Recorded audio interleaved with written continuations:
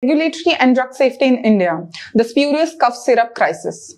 Have you ever imagined a medicine meant to save lives actually taking them?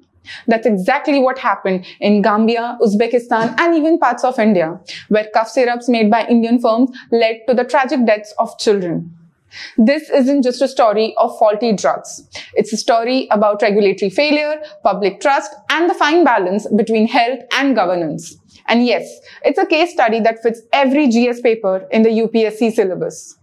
GS Paper 1, Society and Development, Public Health and Human Cost. India is called the pharmacy of the world. We produce affordable medicines for over 200 countries, from Africa to Latin America. But the spurious cough syrup tragedy has shattered that image. For families who lost children, it wasn't a policy lapse, it was a heartbreak. For society, it revealed how deeply public health and governance are intertwined. Health isn't just about hospitals, it's about trust. Trust that the medicine you buy is safe. And when that trust breaks, the social contract between citizen and the state weakens. Public health is a fundamental right, protected under Article 21, the right to life. The Supreme Court said this clearly in Vincent Panikur Langara versus Union of India, that failure to ensure safe drugs is a violation of life itself. GS Paper 2, Polity, Governance and Federalism. Now let's go deeper. Why did this failure happen?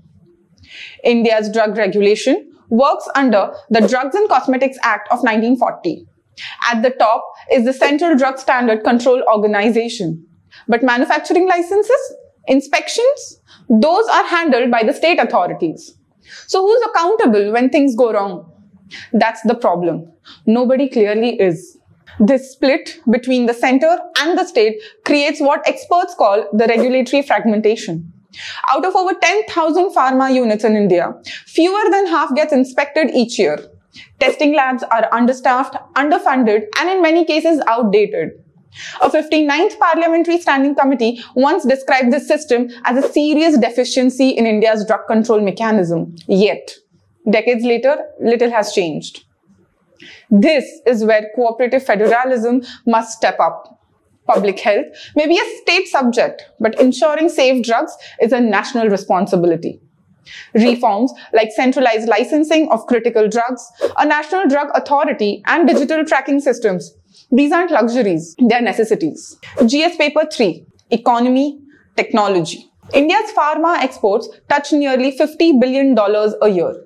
When incidents like these happen, countries start imposing stricter quality checks, what we call non-tariff barriers. That means slower exports, higher compliance costs, and a hit to jobs. Even worse, our soft power takes a blow.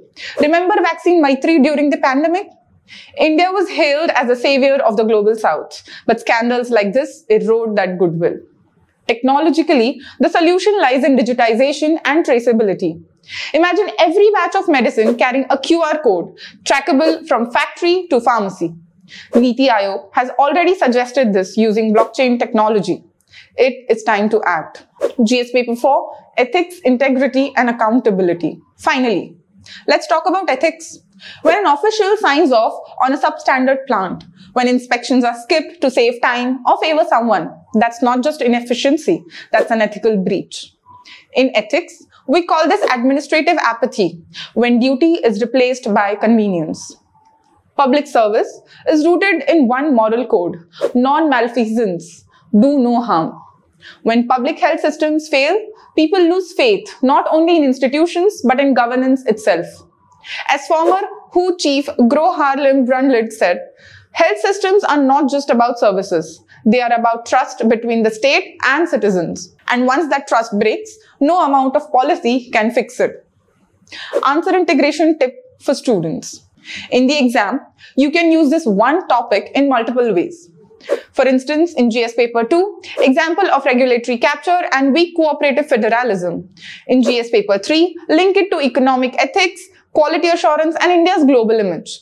For GS Paper 4, cited under accountability and public trust.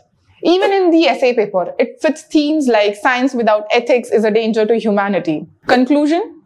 So what's the takeaway?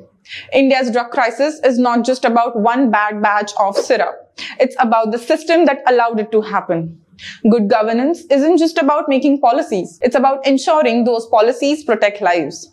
Because in public service, accountability is the best medicine. And as future civil servants, that accountability begins with you. Thank you.